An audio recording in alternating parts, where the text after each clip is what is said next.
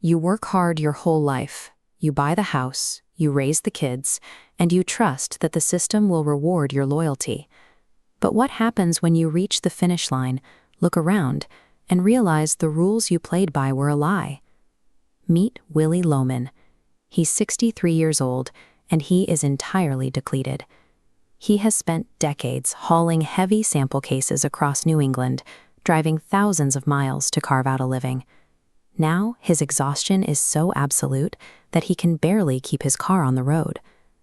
Willy sells a performance. His career depends on a smile, a shoe shine, and his own personality. To close a deal, he must make the buyer like him, trading in a manufactured sense of hope rather than a tangible product. And now, that hope has run out. Willy has bought into the American dream with absolute faith, but the market has decided his performance is no longer valuable. His sales have evaporated. His pay has been cut off. Unable to process this failure, his mind begins to fracture as he slips into memories, searching for the exact moment his life took a wrong turn. Arthur Miller's Death of a Salesman captures the danger of a society that equates intrinsic human value with economic output. In Willy's world, losing your paycheck means losing your entire identity. Willy's worldview was corrupted by a specific myth, the legend of Dave Singleman.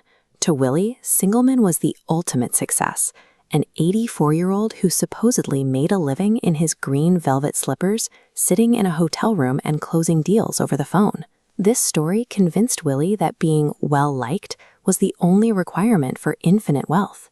He believed charm and a firm handshake would replace the need for hard labor or specialized skills. This script block shows Willy clinging to that myth during a desperate pitch to his boss, Howard. He recounts Singleman's success to justify his own career choice and beg for a stable desk job he hasn't earned. Highlighting Willy's specific expectations here reveals his true goal. He is chasing a fantasy of being remembered and loved by buyers in 30 different cities. He expects the industry to provide him with respect and comradeship and gratitude. Willy looks to the profit-driven market for the emotional warmth and validation of a family. He has confused transactional business relationships with genuine human affection. The market, however, is indifferent to affection. Howard ignores Willy's 34 years of loyalty, tells him to pull himself together, and fires him. Willy's dialogue here captures the horror of being discarded. You can't eat the orange and throw the peel away. A man is not a piece of fruit. He finally realizes the system views human beings as disposable commodities once their usefulness runs out. Willy has spent decades passing these same delusions down to his sons. His youngest, Happy, embodies this toxic ambition. He becomes a shallow, competitive womanizer, driven by a hollow need to outshine the executives he secretly hates. His older son, Biff, eventually sees through the facade. After years of failure, Biff realizes that his father's dreams were disconnected from reality, and that chasing them has only led to a life of quiet desperation. Stripped of his job and his identity, Willy retreats into a final, desperate act. In the middle of the night, illuminated only by a flickering flashlight, he frantically digs in his concrete-bound yard to plant seeds. He is trying to leave something tangible behind in a world that has erased him. The false promises of the American dream destroy the individual and mutate into a toxic inheritance for the next generation. With nothing left to sell, Willy makes one final transaction.